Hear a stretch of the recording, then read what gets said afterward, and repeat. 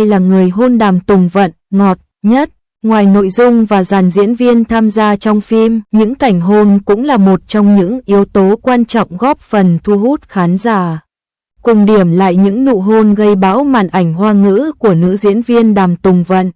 Là nữ diễn viên chuyên trị dòng phim thanh xuân, Đàm Tùng Vận thực chất có khá những cảnh hôn thú vị cùng bạn diễn nam. Có cảnh vô cùng đặc sắc, nhưng cũng có một số khoảnh khắc không được đánh giá cao. Cùng xem bạn diễn nào đã mang lại cảnh hôn hay nhất cho sự nghiệp của Đàm Tùng Vận. 1. Lâm Canh Tân, Xin gọi tôi là Tổng Giám là dự án phim nhạt nhòa nhất của Đàm Tùng Vận trong những năm gần đây. Không chỉ có hình tượng nhân vật nữ giám đốc không phù hợp, Đàm Tùng Vận còn thiếu kết nối với bạn diễn Lâm Canh Tân, dẫn đến cảnh hôn được đánh giá là tệ nhất của nàng Tiểu Hoa. Lâm Canh Tân gần như không tỏ ra có hứng thú khi khóa môi, đàn em, ngược lại Đàm Tùng Vận cũng khá gượng gạo khi tìm vị trí thoải mái nhằm hoàn thành cảnh quay. 2. Nhậm Gia Luân là dự án cổ trang hiếm hoi của Đàm Tùng Vận đạt thành công lớn, Cẩm Y Chi Hạ lại có nhiều dặn vì mức độ đầu tư khá thấp, thế nhưng điều đó không thể bao biện cho phản ứng hóa học của cặp chính. Thực chất Nhậm Gia Luân và Đàm Tùng Vận rất được yêu thích, thế nhưng cảnh hôn của cả hai trong phim lại không xuất sắc đến thế. Thậm chí nhiều khán giả còn cảm thấy nó giả chân, đến mức cứ như Nhậm Gia Luân đang lợi dụng góc quay để hôn giả, trong khi Đàm Tùng Vận thì cứng đờ cả người. 3. Trung Hán Lương bước sang một dự án cổ trang khác là Cẩm Tâm Tượng Ngọc, Đàm Tùng Vận đã có những cảnh thân mật đáng xem hơn.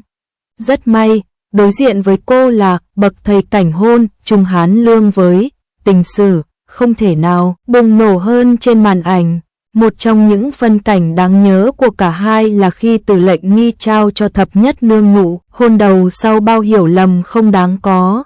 Đàm Tùng Vận đã bị Trung Hán Lương hôn ngấu nghiến, mãnh liệt, sau đó là màn động phòng, chớp nhoáng của đôi nam nữ. Đây có thể xem là cảnh hôn tương đối ổn, dù rằng phản ứng cặp đôi của cả hai trong Cẩm Tâm Tượng Ngọc không thể xem là xuất sắc. 4. Vương Khải, trong bộ phim Hướng Gió Mà Đi, Đàm Tùng Vận đã gây ấn tượng với hình tượng nhân vật Trường Thành. Thực tế, Trình Tiêu là một cô gái mang đầy khát khao, chủ động trong mọi chuyện, trong đó có cả tình yêu. Sau bao nhiêu sóng gió, bản thân cô đã khẳng định được lòng mình với Cố Nam Đình. Cảnh Đàm Tùng Vận và Vương Khải hôn nhau dưới trời đêm, vẻ mặt vô cùng hạnh phúc khiến khán giả vô cùng thích thú. Vương Khải là bạn diễn khá tinh tế khi giúp Đàm Tùng Vận có tư thế hôn thoải mái và bản thân nàng Tiểu Hoa cũng rất chủ động hưởng ứng. 5. Hứa Ngụy Châu, cho đến hiện tại nụ hôn của Đàm Tùng Vận cùng bạn diễn Hứa Ngụy Châu trong Phố Ma Dương Thân Yêu vẫn được xem là đặc sắc, mãnh liệt nhất. Cả hai đã gây ấn tượng từ giây phút đầu tiên với màn khóa môi đầy mạnh bạo dưới mưa. Hứa Ngụy Châu là người cầm lao dẫn dắt bạn diễn nữ cuốn theo bầu không khí. Đàm Tùng Vận cũng cho thấy hình ảnh nổi loạn hiếm có, thế nhưng vẫn tràn đầy khí chất tuổi trẻ. 6. Tỉnh Bách Nhiên, phim Quy Lộ do Đàm Tùng Vận Tỉnh Bách Nhiên đóng chính là bộ phim ngôn tình thu hút nhiều sự quan tâm nhất lúc này. Sau khi lên sóng, Quy Lộ được khán giả hoan nghênh bởi phản ứng hóa học cực ngọt đến từ Tỉnh Bách Nhiên Đàm Tùng Vận. Không chút ngại ngùng, Đàm Tùng Vận Tỉnh Bách Nhiên ôm hôn nhau khá nhiều lần. Sự tự nhiên, đắm đuối mà các diễn viên dành cho nhau khiến netizen không khỏi đỏ mặt. Mới đây, ekip sản xuất Quy Lộ tiếp tục tung ra cảnh quay giường chiếu sặc mùi 18 cộng đến từ cặp đôi vai chính. Đầu tiên, Lộ Viêm Thần, Tỉnh Bách Nhiên và Quy Hiểu, Đàm Tùng Vận ôm chầm lấy nhau và tiến vào phòng ngủ. Lộ Viêm Thần nhanh nhảu đóng cánh cửa rồi đẩy người yêu lên giường. Sau đó, Viêm Thần Quy Hiểu tiếp tục hôn môi say đắm. Cặp đôi cứ thế chìm trong thế giới tình yêu chỉ có hai người mà chẳng quan tâm đến bất cứ điều gì. Không hay, không đẹp xuất sắc cũng chẳng PR quá đà, lý do tại sao Đàm Tùng Vận được yêu thích. Đàm Tùng Vận thuộc lứa tiểu hoa đán mới, có nhiều dự án phim gây sốt trên mạng xã hội. Dù không sở hữu nhan sắc lộng lẫy, rực rỡ như Địch Lệ Nhiệt Ba hay Đông Phen như Dương Tử, nhưng Đàm Tùng Vận vẫn xây dựng được chỗ đứng nhất định trong làng giải trí Hoa ngữ. Đàm Tùng Vận là trường hợp có sự cố gắng trong nhiều năm, cuối cùng nỗ lực được công nhận đúng với những gì cô đã bỏ ra.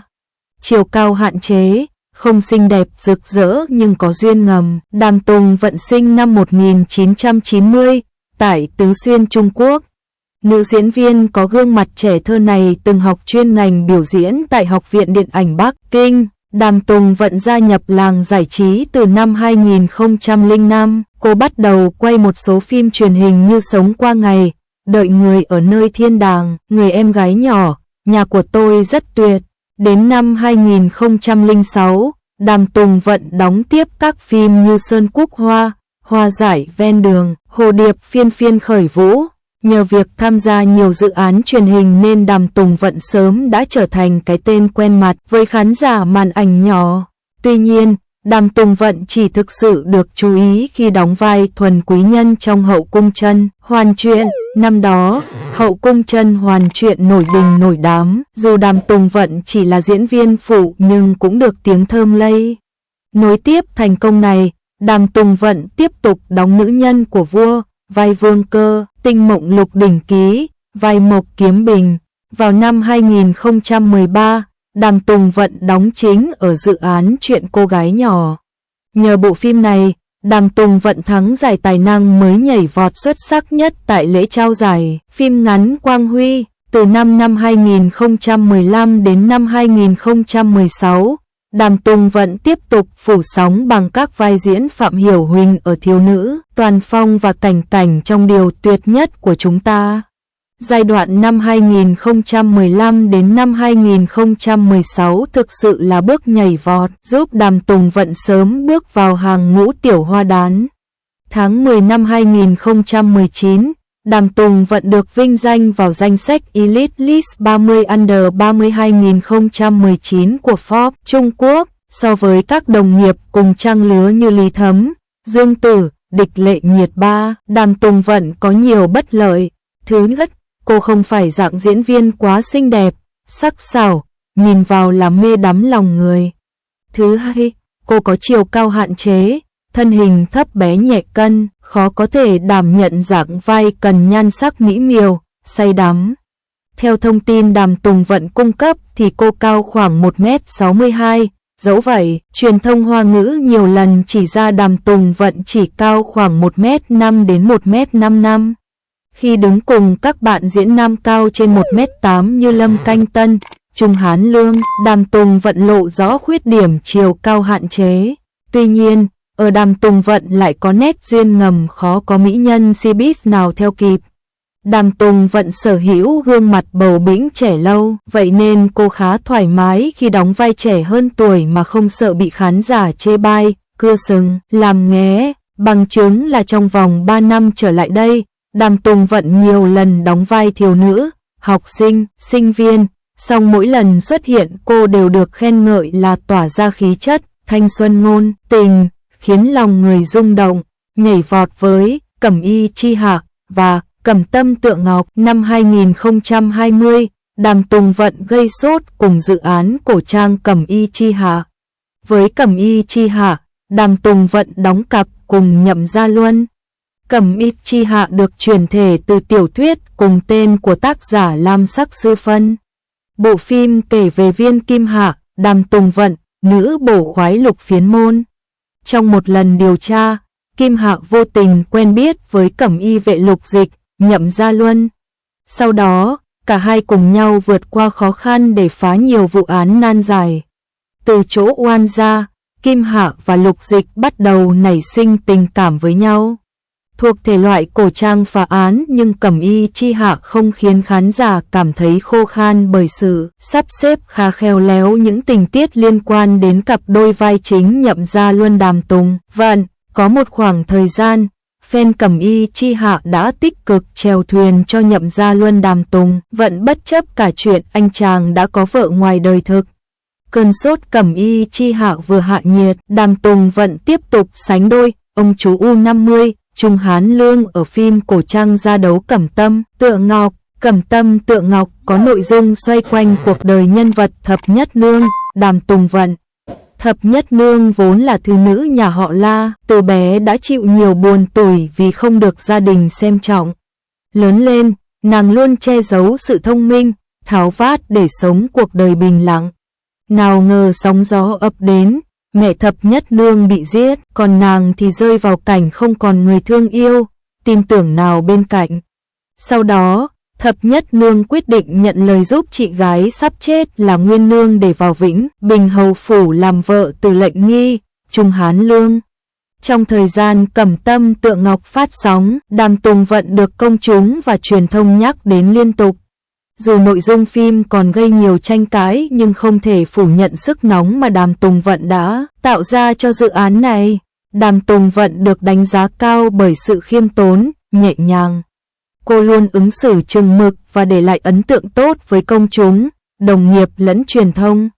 Thành công đến với Đàm Tùng Vận không quá ồn ào, náo nhiệt, song nó đủ sức giữ cô ở vị trí an toàn trong làng giải trí Hoa ngữ vốn cạnh tranh khốc liệt. Đàm Tùng Vận có lượng fan riêng luôn yêu thương, ủng hộ cô trong mọi dự án. Thêm nữa, nữ diễn viên 9X luôn chú trọng việc giữ hình tượng đẹp, không dùng xì căng đan để đánh bóng tên tuổi. Với truyền thông, cô cũng hạn chế chia sẻ chuyện riêng tư. Nữ diễn viên hầu như chỉ có đi làm, thỉnh thoảng cập nhật tin tức, hình ảnh trên các tài khoản mạng xã hội và duy trì hình ảnh chăm chỉ, kiệm lời với báo giới. Cách làm này cũng có cái hay riêng, ít nhất là nó giúp Đàm Tùng Vận tạo được nét riêng, không hòa lẫn với bất cứ người đẹp showbiz đình đám nào.